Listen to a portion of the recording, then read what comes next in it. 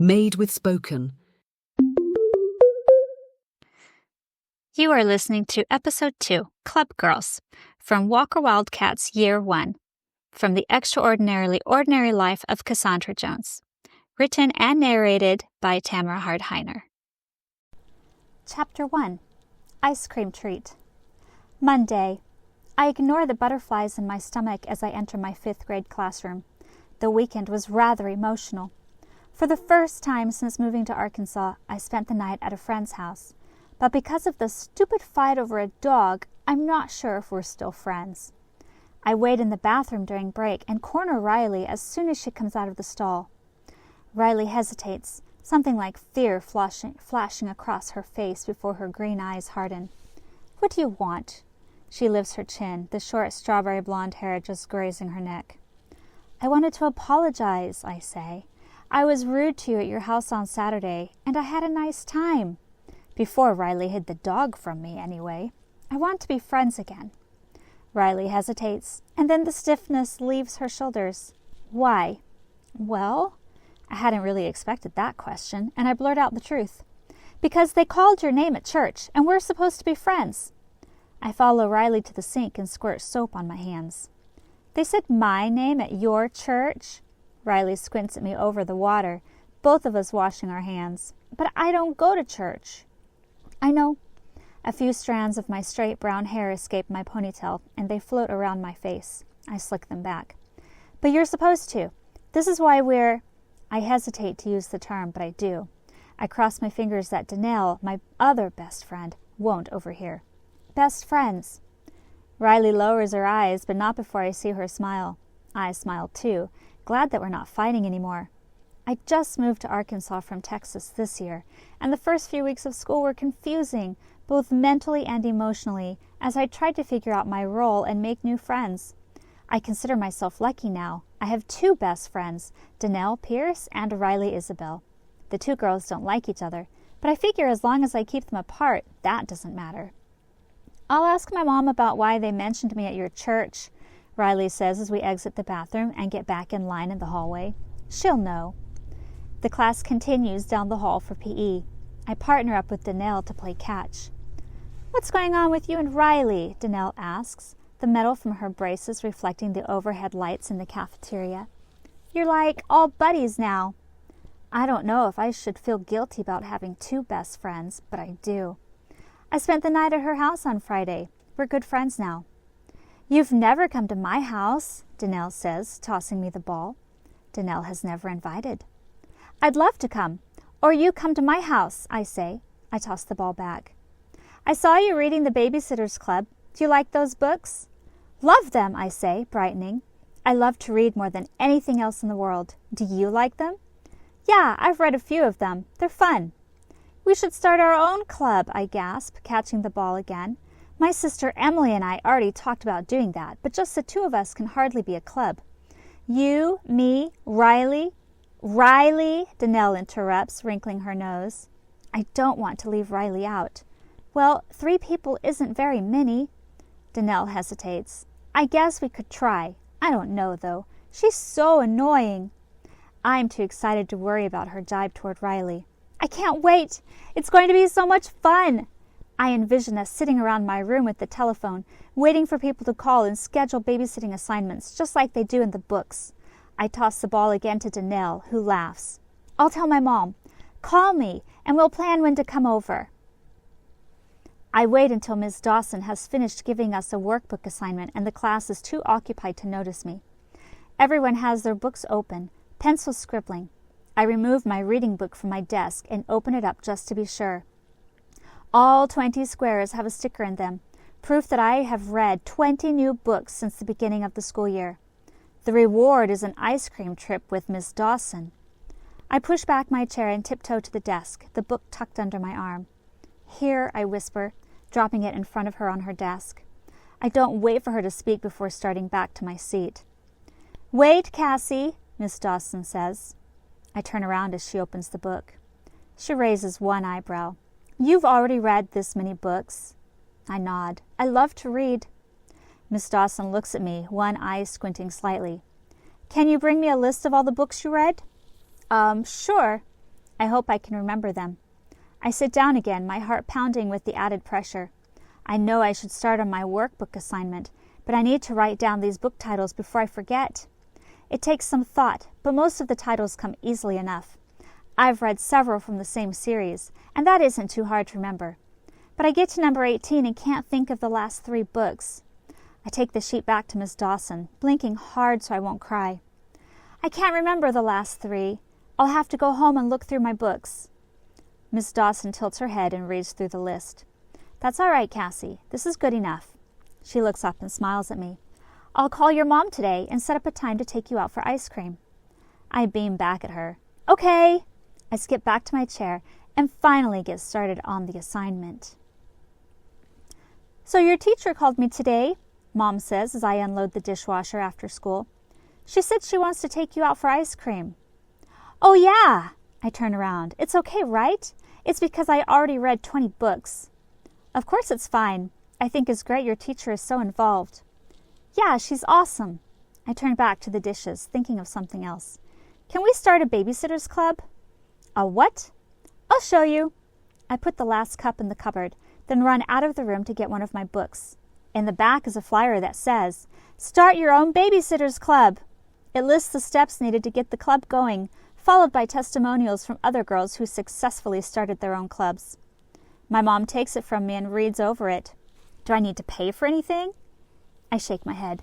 No, we'll spread the word and meet here once a week, and people will call us to babysit. Well, I guess that's okay. Who do you want in your club? Are you including your sister? Yes. Sure, you can start it. I squeal and throw my arms around my mom's neck. Thanks so much. This is going to be so awesome. I gather Danelle and Riley at recess the next day. I got permission to start the Babysitters Club, I say, squeezing their fingers excitedly. My mom said you can come over on Thursday night. Does that sound good? Yeah, Danelle says, nodding. I'm in. I'll ask my mom, Riley says, but I think I can do it. I look at my 2 friends, Riley with short strawberry blonde hair, Danelle with shoulder-length brown hair and braces. I have so much hope that they'll become great friends, too. You can sit up here with me. Miss Dawson opens the passenger door to her long silver car and gestures for me to get in. I do, though I feel very awkward climbing into my teacher's car. I fold my hands together in my lap and sit up straight.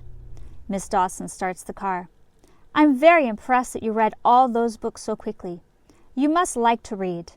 I nod. I relax a little bit in my seat. Yeah, it's my favorite thing to do. Have you ever tried writing? Writing? I've never thought about it. It sounds boring. But then I remember the 2 stories I started in 4th grade. I wrote some silly stories last year, but I haven't written since then. Silly stories, all right. One about an evil monster who became friendly, and another about 4 orphans who had to move in with their aunt. Neither story got past the 3rd chapter. It's been my observation that people who like to read also like to write. I think about that. I don't like writing down notes in class, and I hate copying things off the blackboard. I might be the one reader who proves that wrong.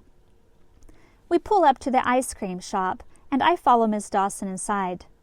What would you like? She asks. It seems wrong to tell my teacher to buy something for me. I survey the menu behind the counter. Could I have a vanilla waffle cone, please? I sit down at a booth and wait while Miss Dawson places the order.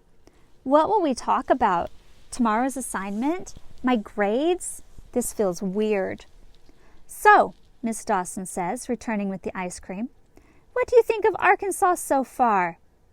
If she had asked me a few weeks ago, the answer would have been very different. I like it, I think. It's different than Texas. But I'm making friends. I like the school. And now that we're moved into our new house, everything feels better. We have a dog and a cat. I want another dog, but my mom won't let me have one. One dog can be enough. I shrug. Yeah. Riley has a dog that I just love, and Riley's family is willing to give it to us, but my mom put her foot down on the idea. We chat about my family and the new house, and then my ice cream is gone. We get back in the car, and Miss Dawson turns to me. Where do you live, Cassandra? I squint at the road, not sure where I am. I I try to visualize the turns my mom makes when she picks me up from school once a week. Not that it does much good, because we're not even at the school. Go left, I say, hoping left is the correct direction. Miss Dawson pulls out onto the main road. 7 minutes go by before she ventures. Am I supposed to turn anywhere, Cassie? We're farther out of the city now, with empty pastures and fields dotting the road beside outbuildings and antique shops. I'm not sure, I admit. This looks familiar. We turn left somewhere in here, but I'm not sure where. Miss Dawson gives me a look that I can't identify. Exasperation? Frustration? Annoyance? I sink into my seat, willing myself to be invisible. Great. I've just managed to ruin things with my teacher. She pulls the car over into a gas station and fishes around in her purse until she finds a cell phone. I'll call your mom and get directions. I nod but don't say a word. I figure the less I talk, the less Miss Dawson will remember being upset with me. Hi, Karen. This is Miss Dawson, Cassandra's teacher. Yes, I'm fine. How are you? Listen, we have a small problem here. No, nothing urgent. She laughs. I'm bringing her home, and she can't remember how to get there. I squeeze my eyes shut, my face burning with humiliation. We're at a gas station right off the highway. Oh, okay. Uh-huh. Sure, I got it. We'll see you soon. She puts the phone away and slides the car out of the gas station. It's all right, Cassandra. We're on the right road. We just didn't go far enough. I utter a sigh of relief. At least I haven't led us miles off course or into a different city. Miss Dawson makes a left turn at the next signal, and everything begins to look more familiar. The curvy 2-lane road, the trees hovering over the tops of it, the cows and ponds. Oh, this looks right, I say. Yes, your mom thought you'd start to recognize it as we got closer. She slows down on some of the tighter curves. We come around a corner, and I point to the statue of a big white bull standing guard at the top of a gate. That's the white bull. It's what my mom always tells me to look for because it means I'm going the right way. Miss Dawson doesn't comment. Several minutes later, she makes a final turn up the gravel road that leads to my house. She slows down around the potholes, the car churning and fuming as it climbs the steep hill. No one could expect to remember how to get here, Cassie. My teacher isn't mad at me. She doesn't think I'm ridiculous for not knowing the way home. My shoulders relax. Miss Dawson pulls into the circle drive in front of my house. Our new home. We only moved in a few weekends ago. This is a lovely home, Cassandra, Miss Dawson says, getting out of the car. Thank you. I grab my backpack and slide out also. I spot my mother coming down from the porch steps. And thanks for the ice cream. It's a pleasure to have you in my class, Cassie. My chest warms under the praise. I nod and hurry into the house, leaving my mother to talk to Miss Dawson. Chapter 2. Smart Kids. Are you doing Odyssey of the Mind? Emmett Schwimmer asked me during math. He and Matthew Gray sit closest to me. I don't know what that is, I reply, penciling in my answer on my paper. It doesn't look right, so I erase it and try again. It's this really hard contest for smart kids. You have to build things and answer creative questions. Matthew rolls his eyes. It's not for smart kids. It's for anyone who's interested. Yeah, but only the smart kids are interested, Emmett returns. Why are you asking? I interrupt their argument. Well, we form teams, Emmett says, and we need one more person on our team. You could do it. He lowers his voice. The coolest part is we get to leave class twice a week to practice. That's a very appealing thought. Okay, I'll do it. Great, Emmett says. My mom's the coach. I'll tell her you joined. The next day I take home paperwork. I need you to sign this, I say to my mom, or I can't join the Odyssey of the Mind team. What's that? My mom asks. A team for smart kids, and we get to leave class to practice. Mom frowns. I've never heard of it. I'll take a look at this. I hover close by, waiting for the coveted signature. Don't you have chores to do, young lady? She says, shooing me off. I sigh and go to unload the dishwasher. Mom still hasn't supplied me with the paperwork when I finish with my chores. I go back to her room. Well, did you sign it? She puts down the book she's reading and straightens her glasses. It's a lot of practices and a huge time commitment. Not just in school, Cassandra, but after school too. And if you commit, I commit. Are you sure you're going to do it? I nod, certain this is what I want. Yeah, it'll be fun. All right.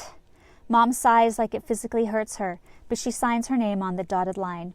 Here you go. I join Emmett and a handful of other kids as we are let out of class after lunch. So what do we do at practice? Well, first we have to see if you like it.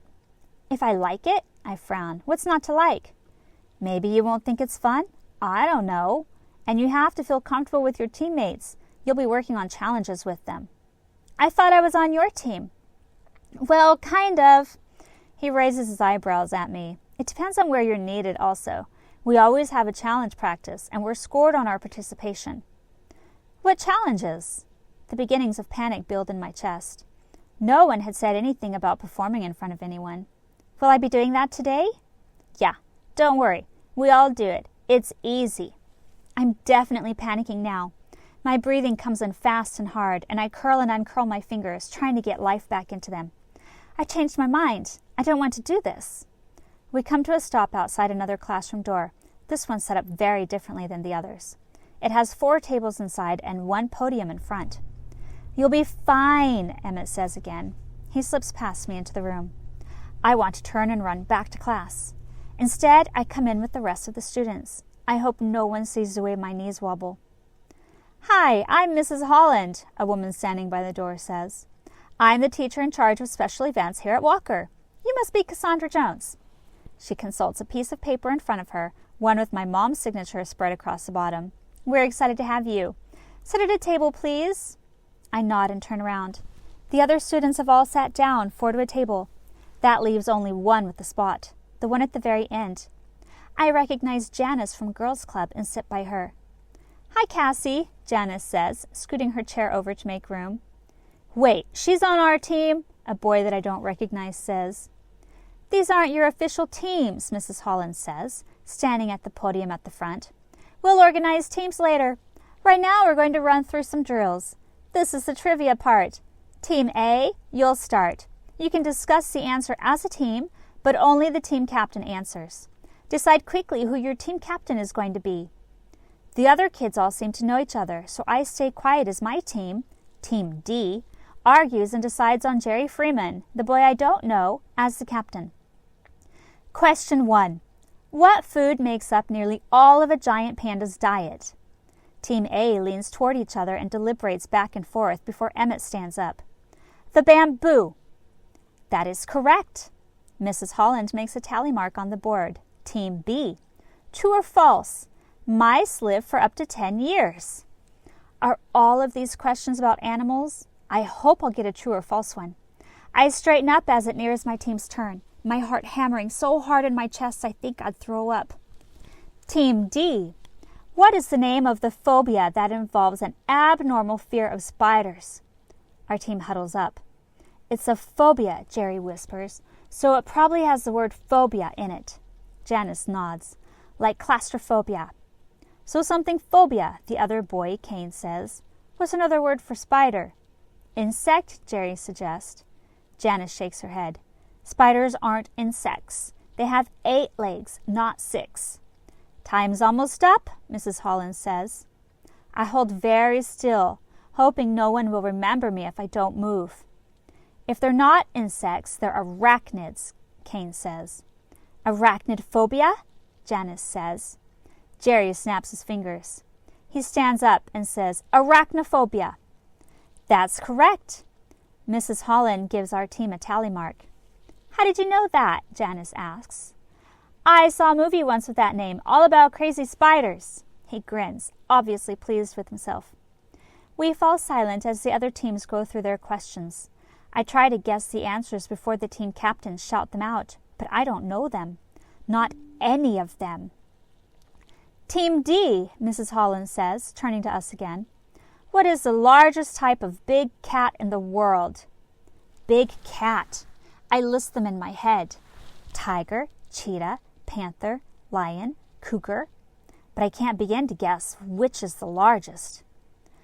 Lions are huge, Jerry is saying. They can weigh like 500 pounds. So is that our answer? Janice asks. Are we sure they're the biggest? Kane asks. Jerry turns to me. Don't you have any guesses? There it is, the direct question. My face burns. I don't know. Maybe a panther? Jerry rolls his eyes. A panther isn't a type of cat. It's another word for big cats, like leopards and jaguars. Oh, I shrug. The jaguar, then. Time, Mrs. Holland says. Jerry stands up and faces the front. The lion. Mrs. Holland shakes her head. Sorry, that's incorrect. The correct answer is the tiger. Jerry glares at us all as he sits down. Thanks a lot. None of us knew, Jerry, Janice says, pushing her short brown hair behind her ear. Yeah, well, some of us know nothing at all. His gaze falls on me. I turn away, humiliation warming my neck and face. I don't want to do this anymore. At least my mom will be relieved not to have to drive me to all the practices. The next part is a problem for all of you to work out as a team.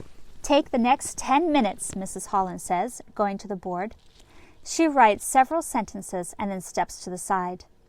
I squint at the board, but Mrs. Holland's handwriting is slanted and tiny. I can't make out the words. What species should we use? Janet asks. Something with a small name, Jerry says, like cat or dog. But that's too easy, Kane says. It would be more creative to do a longer name, like chinchilla or guinea pig. I like chinchilla, Jerry snorts. The chinchilla eats a quesadilla.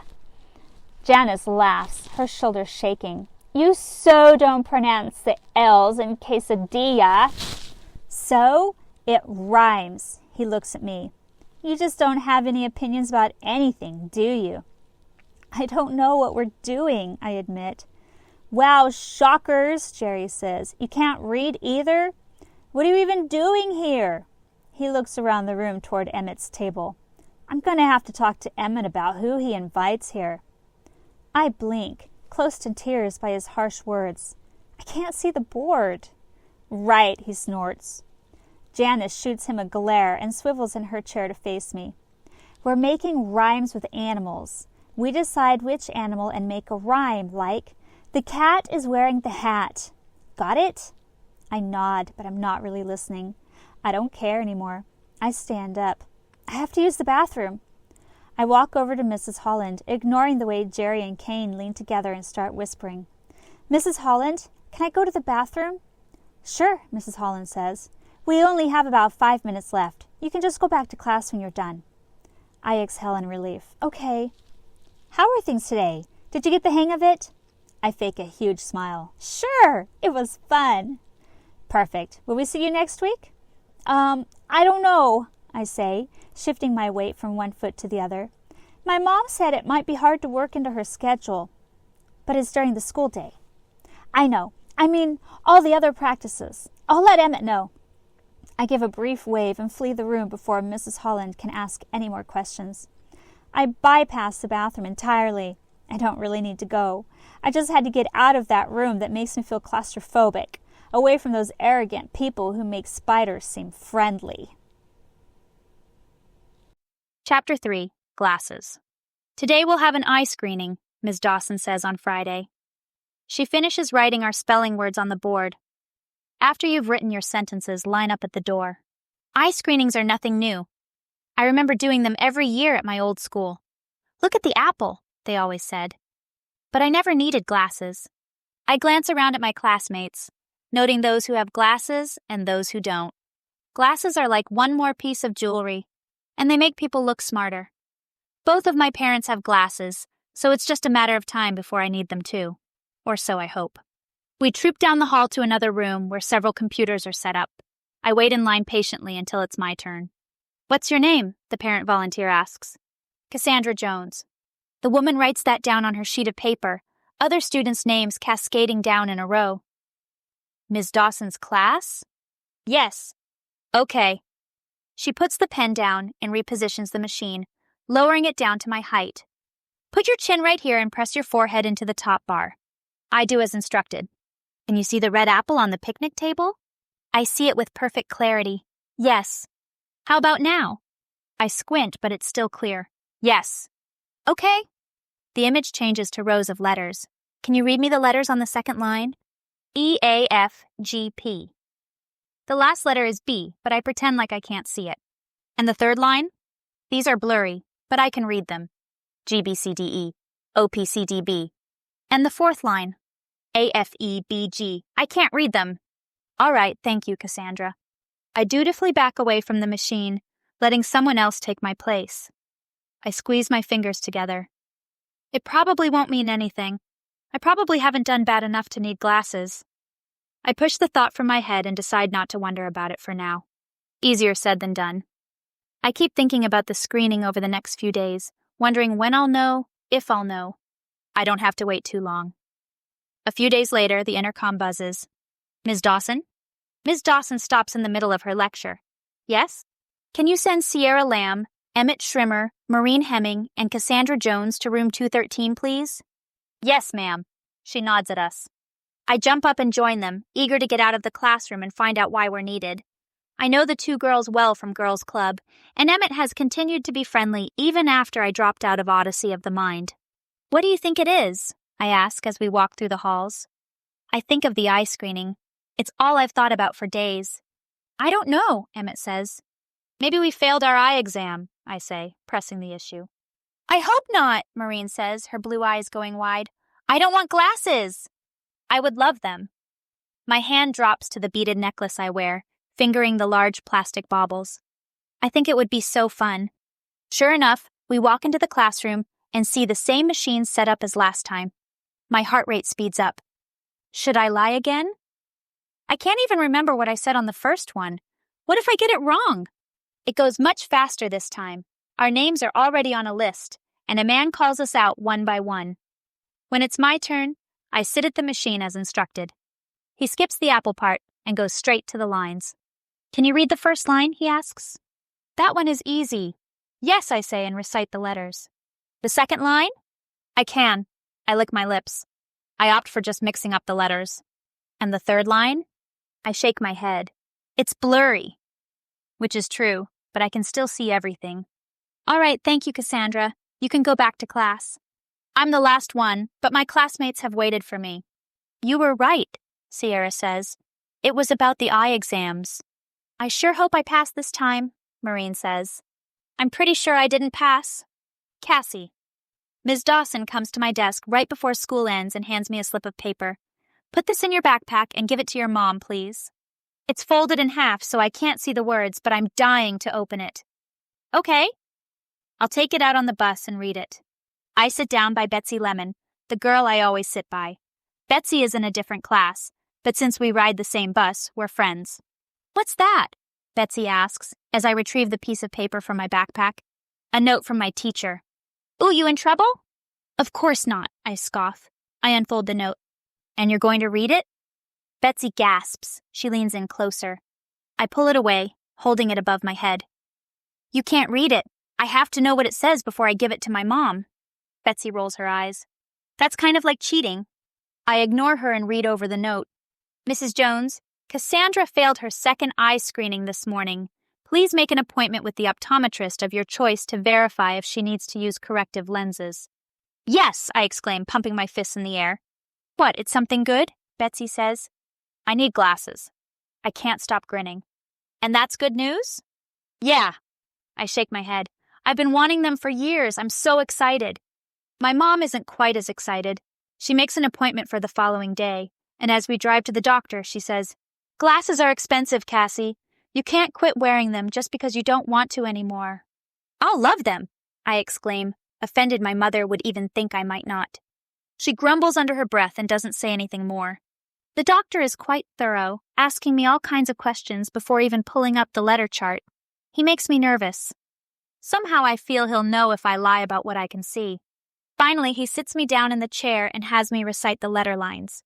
I squint a little bit and take my time, pausing on some letters as if they're hard to make out. Thank you, Cassie, he says when I finish. He jots down a few notes and turns to my mother. So it does look as though she has a little bit of myopia. She could probably get by without glasses, but these things tend to get worse with age. If you don't do it now, you'll be doing it next year. I hold my breath while my mother considers. Finally, she turns to me. What do you think, Cassie? Should we do glasses now or wait? Now, I burst out. I hop from the chair. Can I pick out my frames? Mom gives a helpless shrug. I guess so. The doctor follows us out of the examining room. These are the kids' frames, he says, leading us over to a wall with smaller, colorful frames. These are nice, my mom says, picking up a pair of burgundy wire ones. Ew! No way! I wrinkle my nose. I spot a pair of thick turquoise frames and pull them loose. I let out a gasp. They have sparkles and colored dots mixed inside the plastic, extending all the way through the arm that hooks over the ear. These, Mom, I love these! Those? My mom arches an eyebrow. Oh, those are quite popular with the kids, the receptionist says with a chuckle. All the bright colors. Yep, I hold them out. Can I wear them home? Oh, no, honey. The receptionist comes around her desk and stands with me and my mom. Now that you've picked out your frames, we'll order them from the company. They'll put in your lenses so that when the glasses come, they're made for your eyes and your eyes only. I frown. I'd envisioned walking out of here with my new glasses on, showing up at school tomorrow all decked out. How long's that going to take? About 2 weeks. She looks down at me through her own wire frames and smiles. Not long. They'll be here before you know it. I nod and put them back, trying to hide my disappointment. 2 more weeks. 2 whole weeks before anyone knows I've gotten glasses. Chapter 4, Club Meeting. Thursday evening finally arrives. Emily and I take the family phone into our room for our first club meeting. I hope the battery doesn't die while we're using it, I comment, hands on my hips. I survey everything we've set up for our first Babysitters Club meeting. People are going to be calling all evening. You girls have everything you need? My mom asks, poking her head in the room. Yep, Emily and I chorus.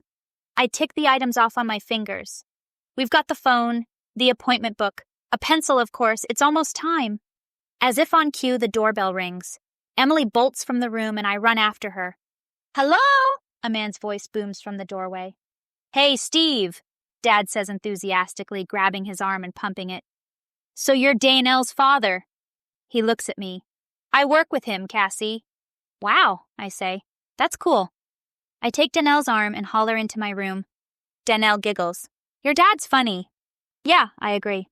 She takes off her sweater and sits down on the bed, then looks around the room I share with Emily. I like your decorations. I glance around too, wondering what Danelle likes. There's a poster of Dalmatians on the wall and a collection of American Girl dolls on the bed frame. But that's it. Maybe she likes the wallpaper? Thanks. Emily nudges me, and I add, This is my sister Emily. Hi, Danelle says. I've seen you around. Is Riley coming? I check my watch. Just a little after 7. She said she was. I stare at the phone. I could call her, I guess, but what if someone tries to call while I'm on the phone? You just click over to the other call, Danelle says. You know how to do that, right? Actually, no. I hardly ever use the phone. Oh, right. I can do that. I grab my address book from under the bed. Glad I wrote in Riley's phone number. I dial the number. Hello? Margaret's voice answers. Hi, this is Cassie. Is Riley there? Hi, Cassie. Sure, hang on one moment. A second later, Riley gets on. Hello? She says, not sounding very enthusiastic. Hey, we've started our club meeting. Aren't you coming? Silence follows on the other end. Finally, Riley says, I can't tonight.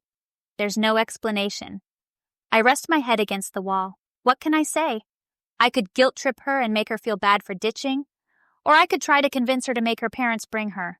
None of it would work, though. Riley isn't coming. Okay, well, we'll miss you, I say instead, and hang up. She's not coming, I announce. Danelle raises her eyebrows and settles back on the bottom bunk. Well, I guess that's not a big surprise, is it? I wonder again what the deal is between Danelle and Riley. Let's get started then. I'm calling this meeting to order. I sit cross-legged on the floor, facing the other 2 girls. Opening one of my notebooks, I say, Date, October 3rd, members present, Emily Jones, Cassandra Jones, and Danelle Pierce. I tap the pencil eraser against my lips. Anything else I should write? That we're awesome, Danelle says, making a fist and thrusting it in the air. I put the minute book down and open my appointment book. Now we just wait for people to call. The 3 of us stare at the phone. I will it to ring. We could play Uno while we wait, Emily suggests. The phone begins to jingle. I'd never thought of it that way before. But it isn't really a ring. It's a melody. I dive for it, but Emily is faster. Did you need the Jones residence or the Babysitters Club? She asks into the receiver. I groan. Claudia has her own phone line in the book, which means no one has to guess if the caller wants her or her family. Oh, you want to talk to him? Emily's face falls. Sure, I'll get him. She pulls the phone away and whispers, It's for Daddy. I grab the phone and take it down the hall to the living room. Daddy, phone's for you. I hand it to him, but don't let go. Hurry! We're having our meeting right now. I'll be quick, he says, locking eyes with me and nodding solemnly. Emily has the Uno game out when I return and is dealing out cards. I can't think about the game. I sit on my hands, tapping the carpet with my toe. Someone could be trying to call right now. Will my dad click over? He knows how to do that, right? There's a tap on the door, and then my dad pokes his arm in, phone extended in his hand. Any luck yet? He asks. Not yet, I say, taking the phone. Did anyone call? Nope, no one. No one calls during the entire hour. We finish up our game of Uno, and then Danelle's dad is back to get her. I'm sure it was because it was our first night, I say, trying to keep my spirits up. Next Thursday will go better. I'm sure that's all it was, Mr. Pierce says. Night, Jim. Night, Steve, Dad says, all big smiles. I roll my eyes and go back to my room. What a bummer of a night. How did your club meeting go last night? Mom asks when I get off the bus Friday.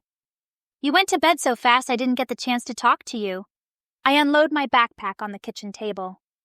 It didn't go well, I say, zipping it shut. Nobody called. Well, it was your first meeting, she says. I'm sure it will go better. These are the same things I told myself last night, but today I'm not in the mood to be placated. And what if it doesn't? I cross my arms over my chest and face my mom. If people don't call us to babysit, our club is pretty worthless. Didn't you have fun? I lift one shoulder. I guess. But that isn't the point. It isn't supposed to be a fun Uno club. I've got a babysitting job for you, Mom says. You don't count, I say in frustration. I always babysit for you. You don't pay enough. Mom bursts out laughing. Well, let's think about this. She pulls out a chair and sits at the table. Come, sit. I heave a sigh and sit. What did you do to prepare for your Babysitters Club? Well, I invited babysitters. We took notes, role-played, and waited. As soon as we get our first appointment, I want to make babysitting bags to take with us. I have some ideas for that. Mom nods. These are all great things, Cassie. How did you get the word out about your club? Get the word out? I echo. Yes. Who knows about your club? Who did you give your phone number to so they can call and hire you? No one, I say, feeling my heart sink like an anchor. Why didn't I think of that? No one will call me if they don't know. Well, that at least is something you can change, Mom says. Let's make up some flyers tonight for your club, and tomorrow you can take them through the neighborhood and hand them out to everyone. I nod, the anchor lifting and my spirit lightening. Okay, that's a good plan. Mom helps me design a simple black and white flyer on the computer. Since we don't have a copy machine, I count up the houses in the neighborhood to see how many I need to print. There's the Davidsons, the McGuires, but they only have a dog. Take them one anyway, Mom says. They might know someone with kids, or maybe they have nieces and nephews. I nod. The Macams, the Webbs, the Thompsons, the Howards, the Rodriguezes, the Ruperts, the Lauries, and that's it. Our rural community only has a small scattering of houses, and most of those don't have small kids. There are a few houses on the other street. Mom shakes her head. You're not allowed to walk down there. Give some flyers to Danelle and Riley and tell them to hand them out to their neighbors. I nod.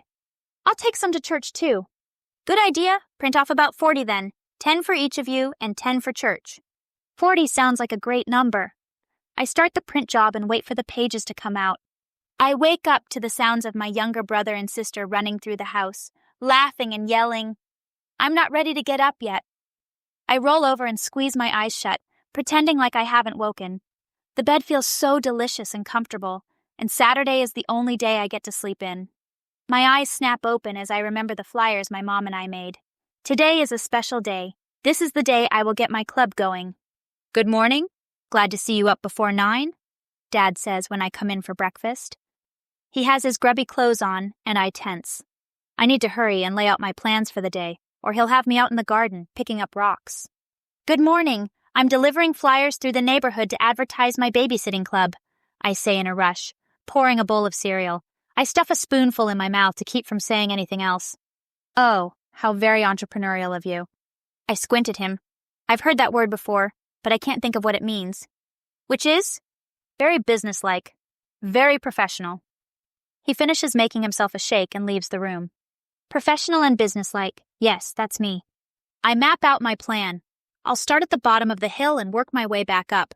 If I start at the top, by the time I finish, I won't want to climb back up. I comb my hair nicely and put on a headband to keep it out of my face. Then I add a gold chain with a medallion of a young girl and my favorite earrings, a pair of lime green springs. Mom, I call, I'm going to hand out my flyers. All right, Mom calls back from downstairs. I grip the flyers in my hands and go outside. The crisp autumn air greets me, but I know that by the time I reach the bottom of the hill, it will be warm. It's almost a full mile from my house to the end of the street. Sure enough, when I reach the bottom 20 minutes later, I am not cold at all. I walk up to the Rupert's house and knock on the door. Well, hello, Cassie, Mrs. Rupert says, answering. What are you doing down here? My friends and I have started a Babysitters club, I say, reciting my rehearsed speech. Here's a flyer that tells you all about it. We'd love to babysit your children anytime you need us. Just call that number on the flyer on Thursday evenings. I pause here in case Mrs. Rupert wants to say something. Thank you, Cassie. What a lovely idea, Mrs. Rupert says. Thank you, I reply. I turn and trot down the driveway, quite pleased with how that went. I continue my way up the hill. A lot of people aren't home, so I stick flyers in their mailboxes. Everyone is very polite, smiling and thanking me, and I feel optimistic that we'll start to get some business. The last house is the Maguires. They're the ones that don't have kids, but my mom thinks I should go there anyway. I start down their long blacktop driveway, clutching my remaining flyers and humming to myself. The driveway leads into a 4-car garage, while the house sits to the left of the driveway. I turn toward the house when a low growling stops me. I swivel in the direction of the sound to see a large brown dog approaching me. He has his head low between his shoulders. Another growl to my right makes me gasp. I jump around to see a second dog there. My heart batters at my throat like a caged bird seeking a way out. Don't act afraid. I've heard that somewhere before, right? Hello, doggies, I say. Nice doggies. I hold out a hand, noting how it shakes. The dog snarls and lunges at me, and I take a step backward. Help, I think. I want to turn around and run, but I know, just know, that these dogs will chase me up the hill. I meet one of the dog's eyes, trying to give it the impression that I can't be intimidated. I thought I saw the Maguires pull into the driveway right before I got here. Maybe they'll hear me. Mr. Maguire, I shout. Immediately, both dogs launch into a chorus of barking and snarling. One skitters backward on his feet, he's so wound up. The other dives at me, snapping and spitting.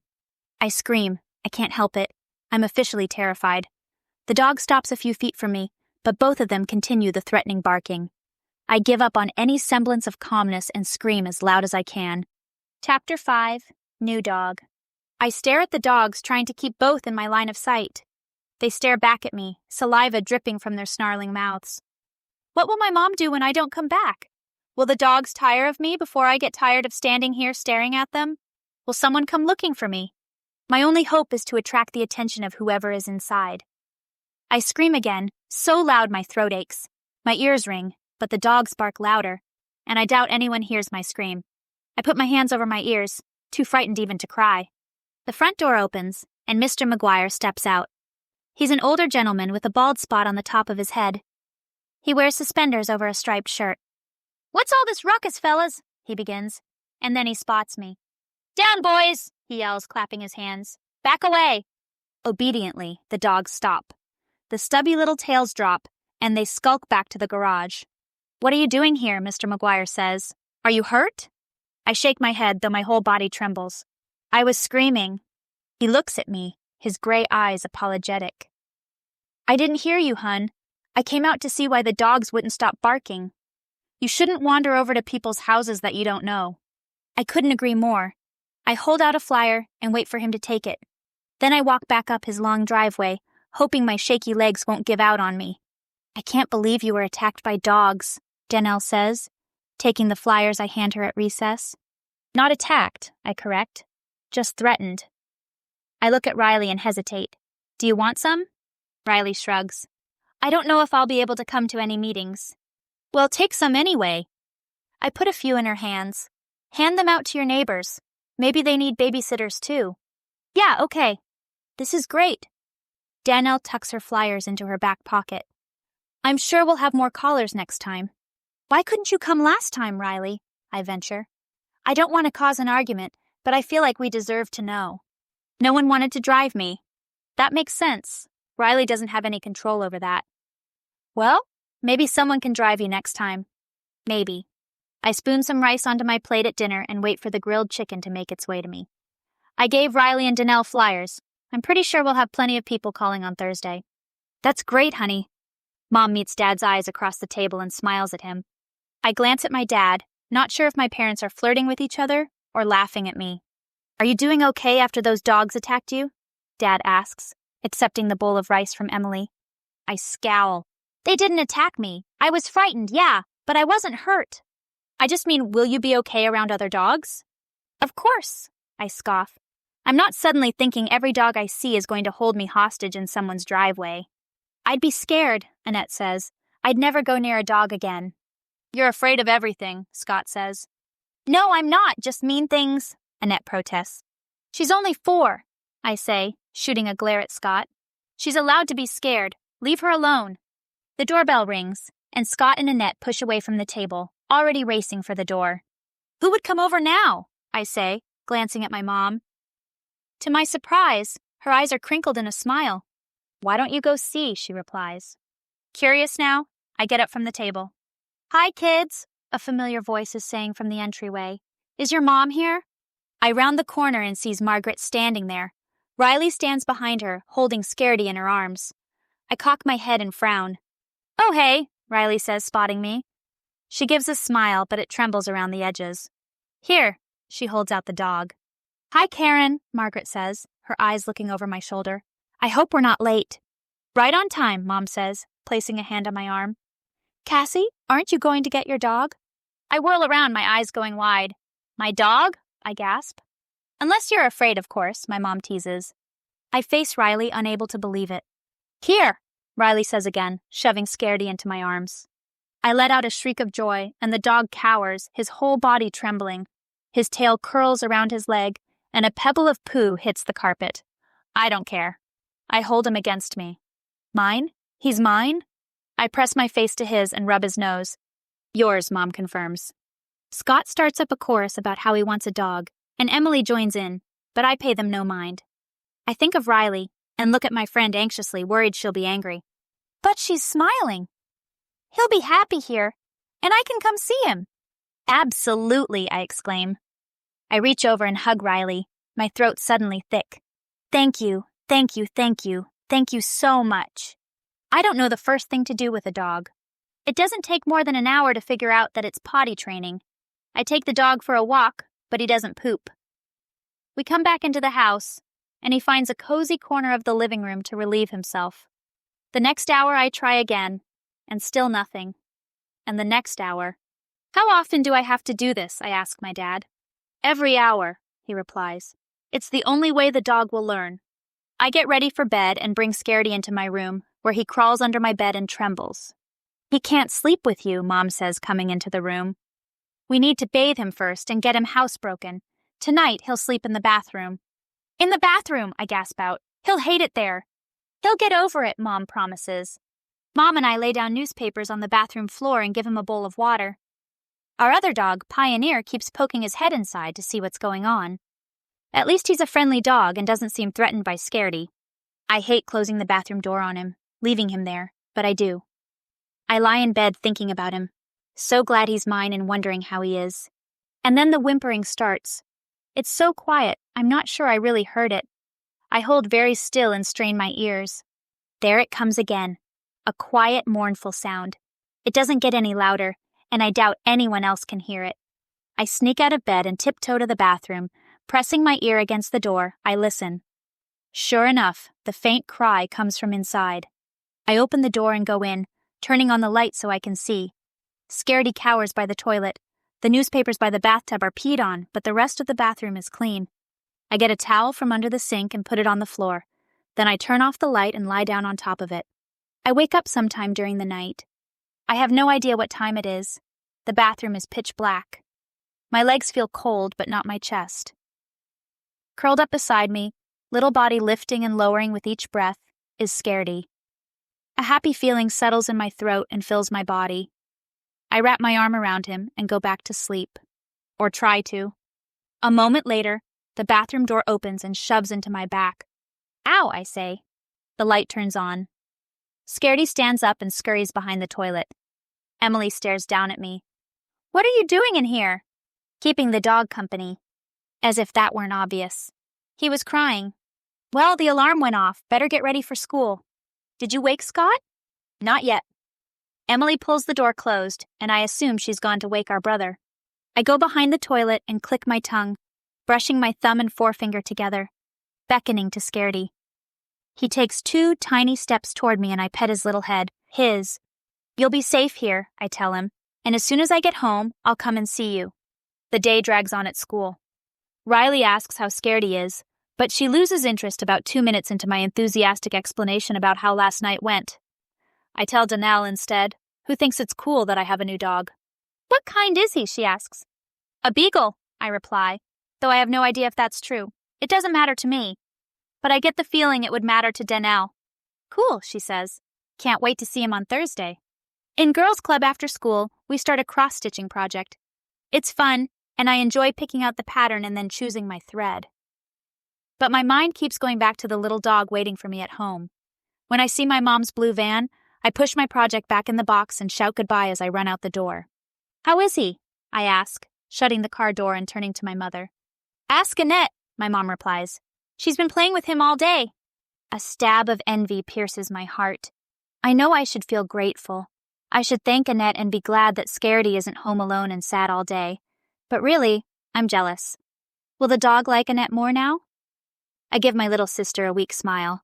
Thanks for doing that. How is he? Great, Annette says cheerfully, kicking her legs in her booster chair. As soon as Mom parks the blue van in the driveway, I hop out of the car. I run into the house and make a beeline for the hall bathroom. Scaredy lifts his head from his front paws and blinks at me when I come in. He doesn't run and hide, and my heart warms. Hello, I coo, setting my backpack on the sink. How are you? I get out my homework assignment and sit down on the closed toilet lid. Today I'll get my work done in here, with my dog. Chapter 6, Multiplication. Today, we're going to do a multiplication test, Ms. Dawson says, setting a timer on her desk. For those of you who haven't done this before, I'll hand out the test come down. You leave it that way until I say go. It has 100 problems on it, and you'll have 1 minute. When the minute is up, mark the spot with the last problem you completed and then finish up the test. I sit up straighter, clasping my hands together on my desk. I shove thoughts of Scaredy from my head and focus on the task at hand. My last school in Texas put a huge emphasis on the times tables. I memorized almost all of the single-digit multiplications, and I'm certain I can finish this test in 1 minute. Ms. Dawson places a test face down on my desk, and I put my finger on the edge of it, pencil ready. My heart does a drum roll in anticipation. All right, Ms. Dawson says, returning to her desk. She picks up the little white timer and spins the dial. Ready, set, go. I flip my paper over and start writing down the answers. Each problem draws the answer from my brain as if it were a magnet. For the past 3 years, my teachers have drilled these in, putting a huge focus on sight recognition. It's paying off now. 49, 81, 16. My pencil can't move as fast as my brain does. I'm almost there. I don't dare look at the timer as I start on the last row of problems. 64, 9. Time? Ms. Dawson calls. Everyone put a line on your paper so I know how far you got, and then do the rest. I exhale as my heart rate slowly descends, disappointment replacing my excitement. I draw a line after problem number 94. I still have 6 more. I finish them up, turn my paper over, and put my pencil on top. I glance around at my classmates, still working hard on their problems. No one else has finished. Are you done? Emmett whispers beside me. I think so, I say, not wanting to sound too confident lest he think I'm boasting. Already? Maureen says. I can see from where her pencil hovers that she has 2 more rows to go. I nod. I reach into my desk and pull out the Babysitters Club book I'm reading. Anyone still working? Ms. Dawson asks. When nobody raises their hand, she smiles and walks to the front of the room with her answer key in hand. All right, let's check. Whoever didn't miss any will get a prize. I look at the 6 I didn't finish in time. I won't get a prize. Ms. Dawson begins calling out the answers. I feel a sense of pride as I check off each one. So far, I haven't missed any. Yes, Brenna Atkins whispers loudly. Nobody pays her any mind.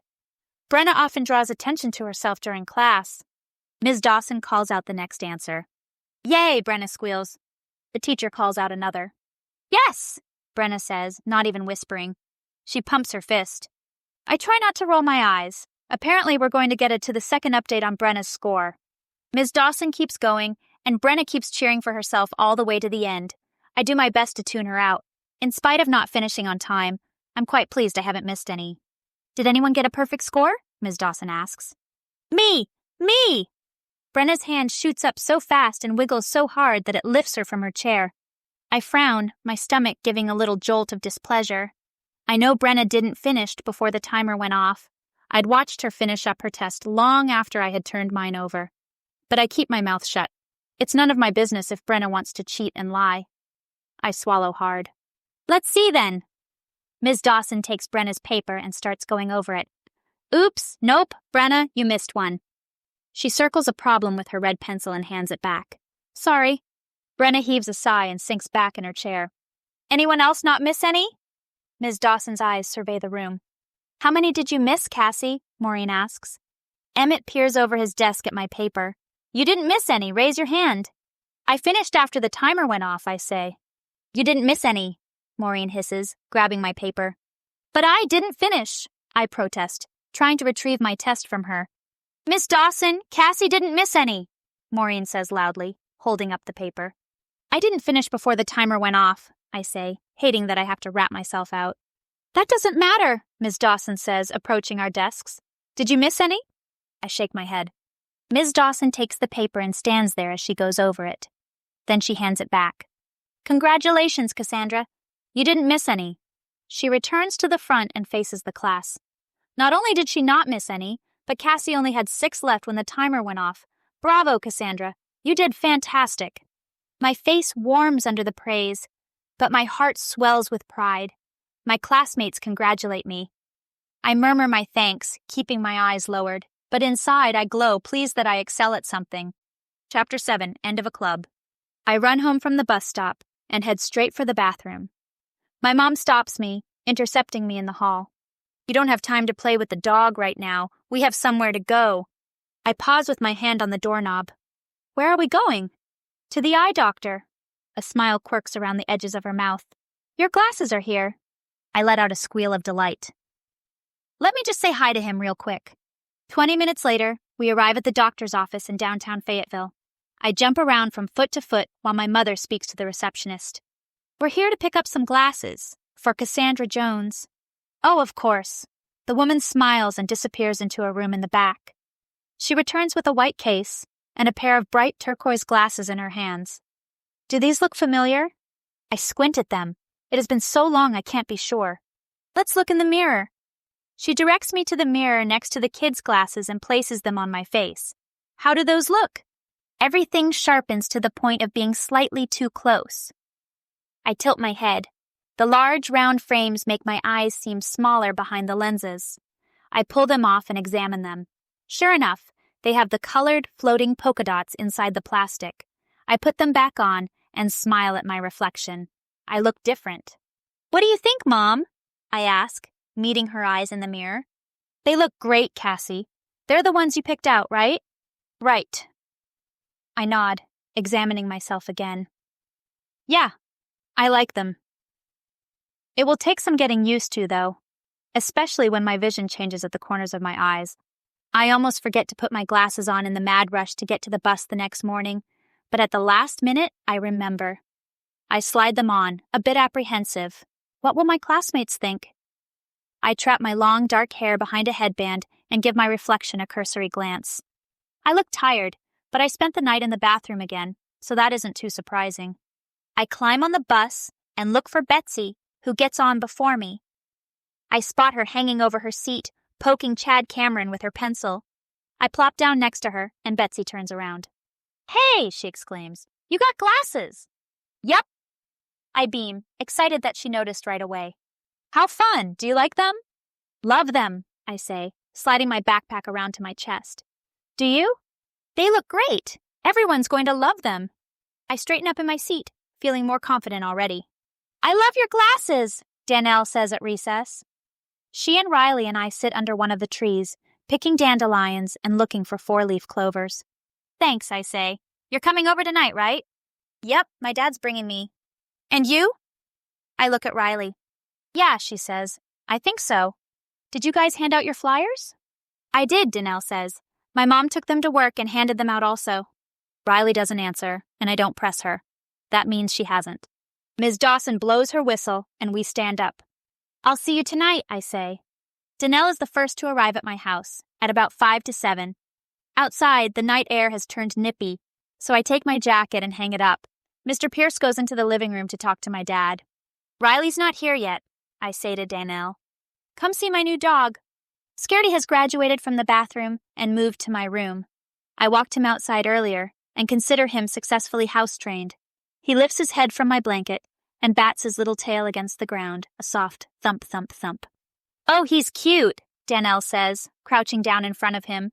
He backs his head up, but doesn't stand. "Yeah, he used to be so scared of us." I sit next to him and pat his head. "I think he likes us now." As if on cue, he gets up and crawls into my lap. Emily comes in with a bag of chips and a plate of cut fruit. "Snacks, it's 7. "Great." I open up the notebook and take attendance. "Riley's not here," I state. "And she's probably not coming," Danelle adds. "Probably." I decide not to comment on that. "Well, it's time. Let's see who calls today." We wait wordlessly for the first 5 minutes. I get up and get everyone water during the 5 after that. Emily offers to braid Danelle's hair, which annoys me, but Danelle says yes, so there isn't anything I can do about it. A knock sounds on the door, and then Dad pokes his head in. "Anyone call yet?" "Not yet," I say, mustering a smile, "but I'm sure they will soon." "I'm sure," he replies. He closes the door. The silence that follows feels heavy with expectation.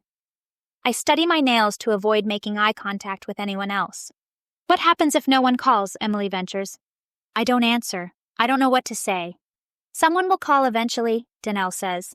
"But how long do we wait?" Emily presses. "Do we keep meeting every Thursday, hoping that someone calls?" I bristle, annoyed with my little sister. "First off, Emily, you're only here because Mom said I had to include you.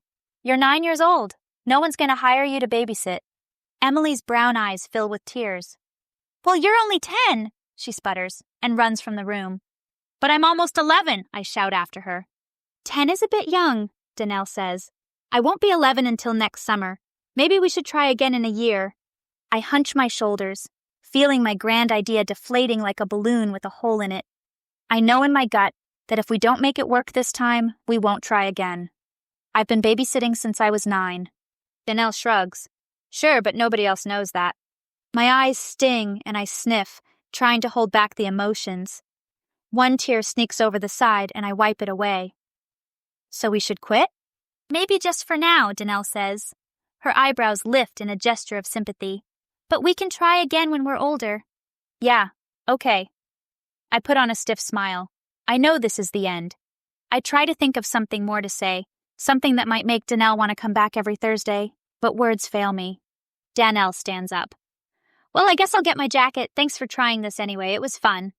I fold my arms and nod, not believing for 1 second that Danelle enjoyed these meetings. Boring and unproductive. I feel like a total failure. Dad puts his arm around my shoulders as Danelle and her father leave. "So that's the end of it?" A tear rolls down my cheek, and I sniff. "I guess." He gives me a squeeze. "It was a good effort, Cassie. I'm excited for what you'll do in your future." "Not me. I don't even want to think about tomorrow." "Cheer up, sweetheart." He nuzzles my hair and winks at me. "Your mom and I have a surprise for you guys." "Really?" My curiosity peaks, managing to dull some of my disappointment. Who doesn't love a good surprise? "What is it?" We'll tell you at dinner tomorrow. Now come on, let's walk that dog of yours. You've been listening to Episode 2, Club Girls from the Walker Wildcats Year 1, Age 10 season. This is the updated 10th anniversary version from the ongoing series of The Extraordinarily Ordinary Life of Cassandra Jones, narrated and produced by the author, Tamara Hart Heiner. Thank you for listening. To find out more about my other books, make your way over to my website, tamarahartheiner.com, where you can learn all about Cassandra and her other books, as well as my fantasy works. You can also follow me on my YouTube channel, author Tamara Hart Heiner, to stay up to date on my new writing adventures. Made with Spoken. Now available at spoken.press.